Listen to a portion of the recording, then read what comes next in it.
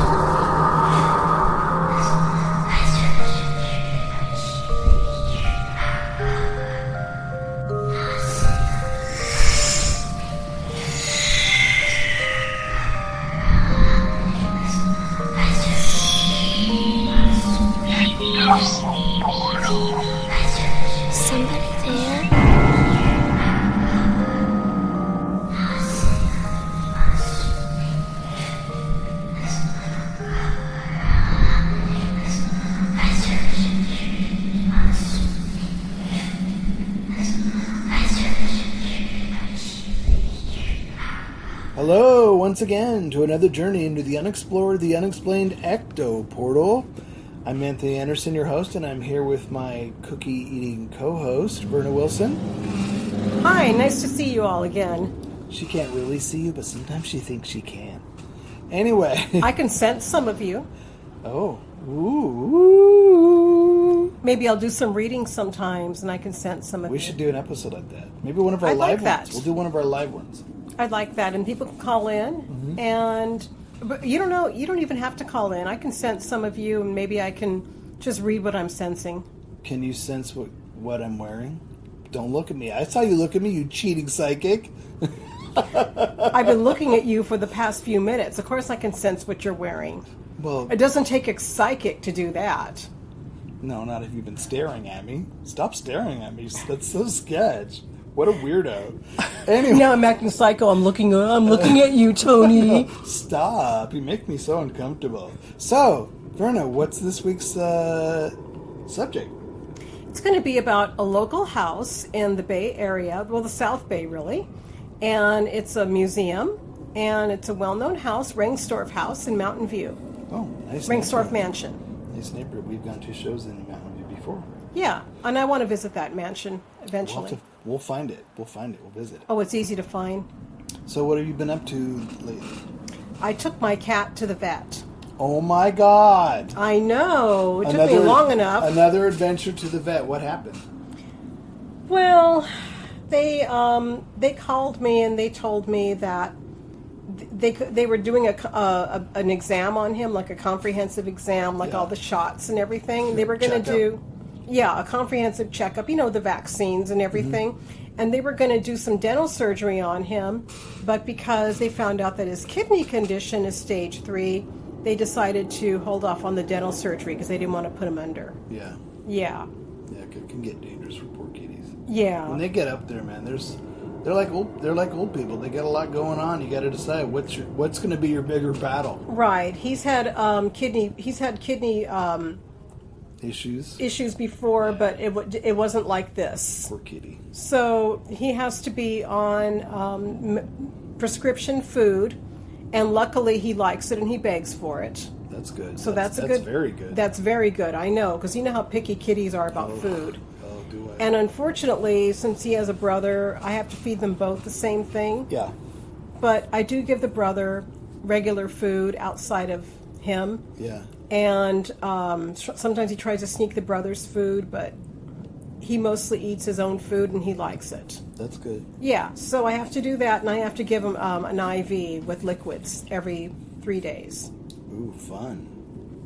Actually, he's it's been easy because I distract him with treats. Yeah.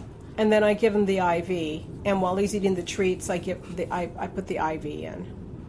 And he doesn't notice, and it's over with. Yeah, I did do that with my cat with the IV, and I did It was a saline solution to get them to be... That's what this is. To get moisture into their body. Were you able to do it? I was, but it was torture for the cat, and the cat got worse, and eventually the cat just had a heart attack and died. But that was because of man. that. She was like 17. She wasn't a spring chicken, but still, it's awful. Apollo is getting there. He's about 15, 16, maybe almost. He was born in 2007. So he's getting there. 16. 16 years old. Yeah. Wow. So he acts like a young kitten still. That's good. Yeah. He likes to play. He gets vicious and chases the other cat around. He doesn't act like an old man. There we go. Yeah. And what about you? Not a whole lot. I mean, I've been besides the book, which I'm still doing, getting ready to fire up the Haunted Hate pub crawl. Oh, yeah. I'll be probably joining that in June. So if you're in the Haight-Ashbury in San Francisco, look up the Haunted Hate pub crawl. Go to hauntedhate.com. You'll see the Haunted Hate pub crawl on Friday and Saturday, and also the Haunted Hate Paranormal Experience Tour, another walking tour on Saturday as well. So $22. It's great. You learn a little history, little ghost stories. Have some spirits while you're listening to stories about the spirits, but it's fun. So yeah, I'm looking forward to that. I did that brush up not too long ago to get it back in the season. Thinking about my trip to Germany, it's been like, the airfares are horrible. It's like $1,600 to $2,000 for a round trip airfare. The trip's already expensive, so it's definitely climbing. And you already have places to stay and... Well, that's part of the all-inclusive trip. Okay. The hotel's already booked. There's a bus, and Are you going to be visiting the Black Forest? In Germany? Yeah. I don't know. I have no idea. I'll let you know, though. I have to look at the itinerary. I've always wanted to buy a grandfather clock from made in the Black Forest. I want to see the castles we're going to go to, because we're supposed that should be cool. We're supposed to have a paranormal investigation in some of the castles and places in Germany along the way, and in Prague. Germany is a beautiful country. So I will keep you posted. I have to do my own research before we go, so I kind of know what to look for and listen for and what the stories are. Sure. And knowing you'll find something outside of the tour. Yep. Mm-hmm. All right, so let's get to paranormal news. Yep.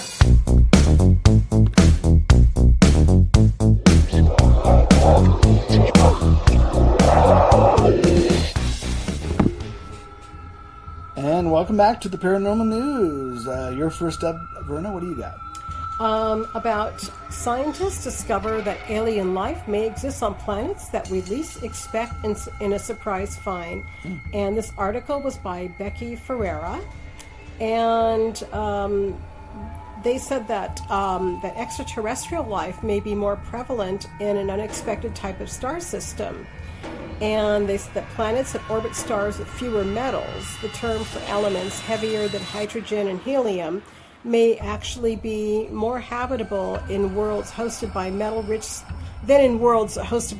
stars, according to the research, which focus on the role of ultraviolet radiation in planetary habitability. Interesting. Yeah. So they said that a lot of researchers have assumed that planets near metal-rich stars would be the prime targets for searching for signs of life, especially since this class includes our sun. But the surprising find could inform that the search for aliens and may have complications understanding the overall habitability of the universe across time. So stars that are element-making factories that forge materials by squeezing atoms together as part of the process called nucleosynthesis. Synthesis? Synthesis. Nucleosynthesis. The first stars in the universe were composed mostly of the lightest elements, hydrogen and helium, but each new generation of stars have concocted heavier elements such as gold, carbon, and iron. Interesting. They said the heavier elements, which are strewn into space when the stars die, and then incorporated into new stars that arise from the stellar ashes. So scientists some scientists that are led by Anna Shapiro, an astrophysicist at the Max Planck Institute for Solar System Research, have examined the relationship between the metal seas of stars and the odds that their planets may be habitable. In particular, the team are the first to model the effect of stellar metal city on the composition of planetary atmospheres, especially the production of the ozone, which is a molecule that blocks damaging UV radiation. So they said, well, metal poor stars emit more UV radiation than their metal-rich counterparts. The planets orbiting them may have robust ozone layers that block this harmful light from reaching their surfaces. So the unexpected findings imply that planets hosted by stars with lower metallicity are the best targets for to search for complex life on land. You know, I mean, haven't they modeled what? I mean, I know, and probably some scientists are going to laugh at me. Stop. If you look at what makes Earth life habitable, wouldn't they search that elsewhere else? Well, that's what they do. They look at what makes up our planet and our atmosphere, right? Okay. Next to our sun and whatever's that's around what they're us, doing then. And then they go and say, where can we find something similar to this setup? And then they look and they go, well, that's sort of like it, but not quite. That one's sort of kind of like it, but not quite. Yeah, right. This one's closer, but it's missing this. Yeah. They've been doing that for a while to try and find, I think what did they say? There's 5 planets in our galaxy, in our solar system, that are very Earth-like in the same scenario. So they are out there, but they're like millions of light years away. But they're a little bit smaller, but they did find 5 different planets. I do like what they say, though, about that it's likely there's a barrier to spew out more UV radiation.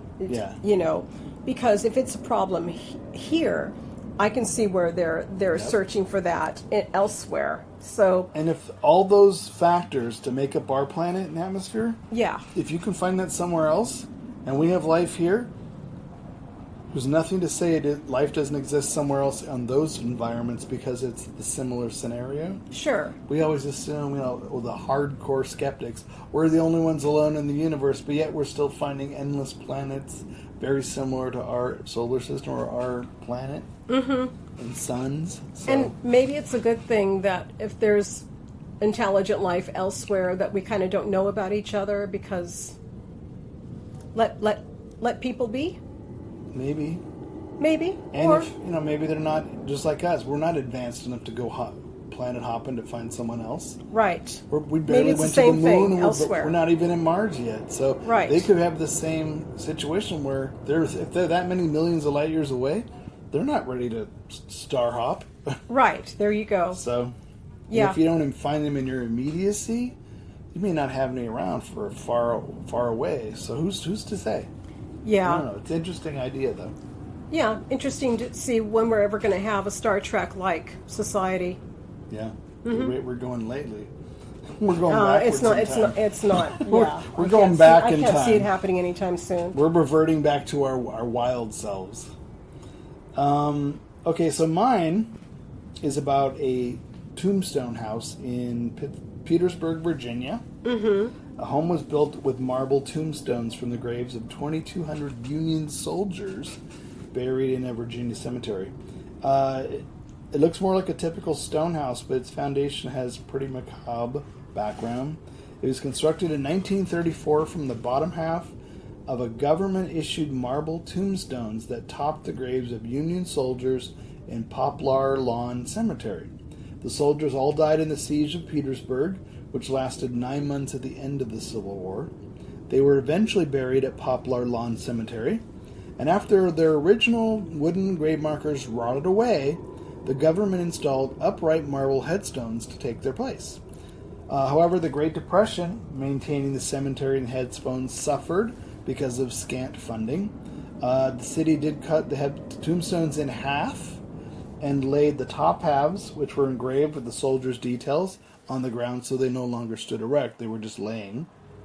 These makeshift flat graves saved money on mowing and maintenance costs because you could mow over the top of them. The bottom halves of the 2,200 slain tombstones were sold for the sum of $45. Their new owner, Oswald Young, used them to build his house, chimney, and his walkway. in the summer, but it may not be the most inviting door to knock on during Halloween. You can actually see the house, but I can imagine. I mean, But it's what about he built his house? out of this actual cut gravestones, headstones of all these soldiers. What about What? okay? And he just left the coffins there underneath, and No. You're not seeing what I'm saying. oh, sorry. You were- Okay. you were reading while I was. No, I was not reading. I was following The you. gravestones.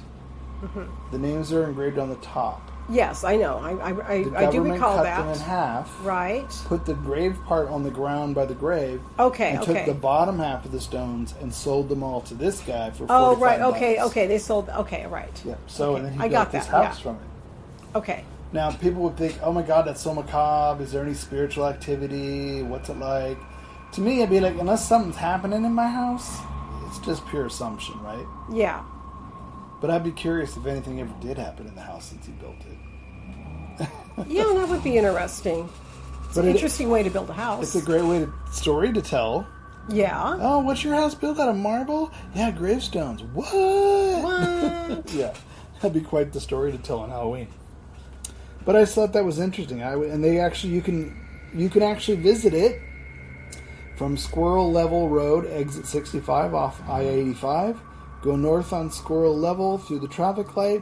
Squirrel Level becomes Young's Road. Tombstone House is the third house on the left, not even a half mile from the interstate. So you can go visit it if you want, folks. Are you going to go visit? No, it's in Virginia. I'm like, I'm going to hop on a plane to go visit a Tombstone House. How about next time you're in Virginia? I don't go there that often. I've only been once. I wouldn't mind visiting Virginia. Lots of old Yeah, but not regularly. buildings. No, of course not. I don't know anybody there. Me either. Okay. All right, folks. That's the paranormal news.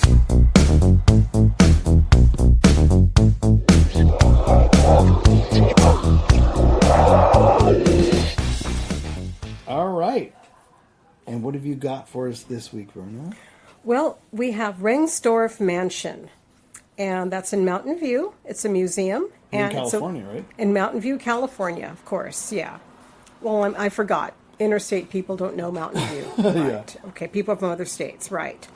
Well, this house has been a historical house in the Bay Area for a long time. And it was built by Henry Rangstorf. He was the owner of the mansion. He had a large family of 9 people, including 7 children. Wow. The mansion has 16 rooms, total volume of 3,955 square feet. And the first floor has a large, 4 large front parlors, each with a marble fireplace. That sounds lovely to me. Wow. And the large dining room also has a large fireplace with the wooden mantle. Can you imagine how warm it was? Because mansions get drafty. Yeah, but the entire time you're describing that, I'm thinking, yeah, but are the bedrooms freezing upstairs? Well, I know. Well, I bet you, okay. I probably nice to put bedrooms, but doesn't the heat travel? Yeah, up. Yeah, that's Yeah.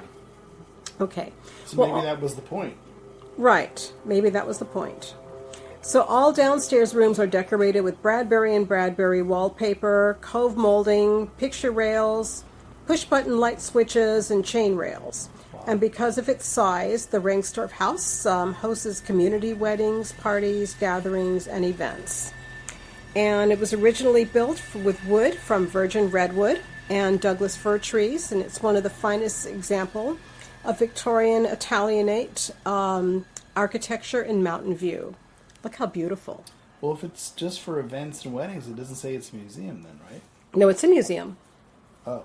Yeah, because if you Probably go to the house website, they tours tell and you. stuff? Yeah, they tell you when it's open, and Oh, okay. you can go in. Yeah, and they said that pillars surround the central entrance, helping to hold and frame the second floor. So the mansion has bay windows on both floors, and the family had a view of the bay when it was built in its original location. It's in a different location now. The house is? Yeah. Weird they relocated it. Well, we'll tell you why. Okay. Yeah. And there's a widow's walk was built on the roof as well, and there's a large and beautiful garden that surrounds the Can I mansion. stop and ask you, what is a widow's walk? I don't know what one is. Do you know what one is? I thought a widow's walk was when they say Widow's Walk, isn't it like a bridge or some kind of path around Keep the... going, I will find it. How about that? Well, okay, I'm letting you know what I think a Widow's Okay, Walk... what do you think it is? A path that surrounds the roof where you can walk around. That I've heard the term before. That's You what mean I like recall. just a circular area or something? No, it's a path that's near the edge of the roof, but you can walk around it. That's what I've heard before, but I could be wrong. So Okay, you go I- ahead and look I it found up. A widow's walk, also known as a widow's watch or a roof walk, is a railed rooftop platform, often having an inner cupola turret, frequently found in 19th century North American coastal houses. The name comes from the wives of mariners who would watch for their spouse's return, often in vain as the ocean took their lives, leaving the women's widows. So that's it. Okay, that's They walk around on the roof in this little area. Oh, so I looking was out. almost right. Yeah, you were very, very close. Yeah. Okay. I was just curious. I just wanted to know what it was. Yeah, and that's a good explanation for that. So it was constructed in 1864 to 1867 by Henry Rangstorf, who was a German immigrant, as a family home. It originally sat on acres of prime land with a great view of the bay. And here's what the original house looked like. Nice. Yeah, beautiful, Nothing around it. I know. And which is east of today's Shoreline Business Park, and it had on this bay. Rangstorf had a ship landing and warehouse business, which helped develop the economy of Mountain View. And his flat-bottom scows carried passengers and farmers' lumber, fruits, and grains to markets nearby in big cities such as Sacramento and San Francisco. And the returning ships brought hardware and supplies for the growing community. So it was a very prosperous business. Had money. They had money. Yeah, exactly. So the Rangstorf family actually lived in the mansion until 1859 when the grandson, Perry Ascom, sold the mansion to a land developer company. And over the next 20 years, it was lived in by a bunch of people, but no one stayed there long because they said that they discovered that there was ghosts. There was ghosts. Ghosts. Ghosts. That's a lot of ghosts. That's like a major I don't know why I haunting. said that. I sound stupid now. Ghosts. That's a Don't make me laugh. Double plural. Don't make me Ghostesses. laugh. Okay, I said it wrong. I'm sorry. Okay, So there were a lot of ghostesses. stop. Okay, anyway. Was there any? Did they call in any priestesses? There was spooky manifestations that scared everybody. Okay. So the mansion fell into a state of ruin. Did they say what they saw, or does it even say? Yes, they do say what they saw. But finally the city purchased the mansion in 1979 for $1. What? $1, see? And they moved it to its present location where it was restored. And That's once why again, it's $1, because the cost of moving it would be more than the house. probably. And it serves, and once again, it's a historic home. It serves a community, and but there's been problems with manifestations where people see things every once in a while. So, like the apparition of a young lady, and they said that they see a young lady looking out in one of the windows in an upstairs bedroom, waiting for someone to come. So, people have sensed her up there. She should have walked on up to the widow's The- wall. I was just thinking that, yeah. And they said that there was evidence of a broken heart because they hear a young woman's cries, a woman's cries. Nobody's saying who or what happened, but they said it sounds like someone's unhappy teenager or a young person suffering from a broken relationship or someone who was crying. So, with a large family like that, who knows what dramas were going on. Does it now? All these sightings, did they happen after they moved the house, or did they see them before and after? It was before because that's why a lot of people didn't stay in there. Oh, that's why it fell into disrepair. Nobody wanted. To Nobody stay really there. wanted to stay. And they said that there's unexplained strange noises, bangs, thumps, cold spots. So that stuff still happens. It still happens, yeah. Interesting. And they said that presently that no manifestations are reported or admitted to, but they don't know if the spirits are still there or not. If they are, nobody's talked about it. So it's not prominent in their minds at that location. So I imagine the weddings and the events they hold there, ghosts are not the top of their list. No, but I think that this place did one time a Halloween haunted house event to pay for, to keep things up. Great idea. Yeah. Brings in a lot of money. But, I mean, if somebody sensed a ghost, they probably thought it was part of the whole event. But Yeah. who knows? It could have been a real one. They saw a lot of ghosts that night. Oh, stop. I'm never going to live that one down. Okay, and they said that tours are given on Sunday, Tuesday, and Wednesday, 11 to 5. Oh. And when it's not open as a museum, the first floor and garden are rented out for occasions for people, And they said that the upstairs rooms are used by the shoreline staff. Nobody really goes up to the upstairs rooms. So So the events are held downstairs and in the garden. downstairs. I want to go upstairs. I want to see the whole thing. Well, what I think we should do is try to see if we can talk to someone and arrange to come. We'll do the tour with whoever, and maybe they'll let us poke around a little bit. Sure. Do a little EVP work. That would be in great. different rooms, just for a few minutes, And I'd love to have somebody from the staff come on the show and talk about it. if they will. If they will. You can find out. You can call and find out. Just say, yeah, but it would be great to go there and do some. I mean, a live- lot of those places that hold tours won't admit that their place is haunted. But there's some that will, and they actually take pride in it. I just think we might want to do a guerrilla where we go on the tour and then ask someone, hey, do you mind if we go spend a few minutes just, looking around? I'm sure they've been asked before. I don't think it would be anything new to them. But, yeah, because I would be curious if we could pick up something. Sure. Because we've done it before. Yeah. So, and then we could play them on the show. We'd do a show about it next time if we find anything. Yes. And by the way, this article that was talked about, the hauntings for this particular house. Mm-hmm. If you want to look at hauntedhouses.com, that's where you're going to find more information about the ghost activity in there. All right, I want to visit this place now. We have to look. I do too. Schedule the trip. Yeah, I'd love to. All right, folks. That's another episode of Ecto Portal, and until next week, I guess we'll say goodbye. We'll see you next time. Bye. Bye. Your sister say bye.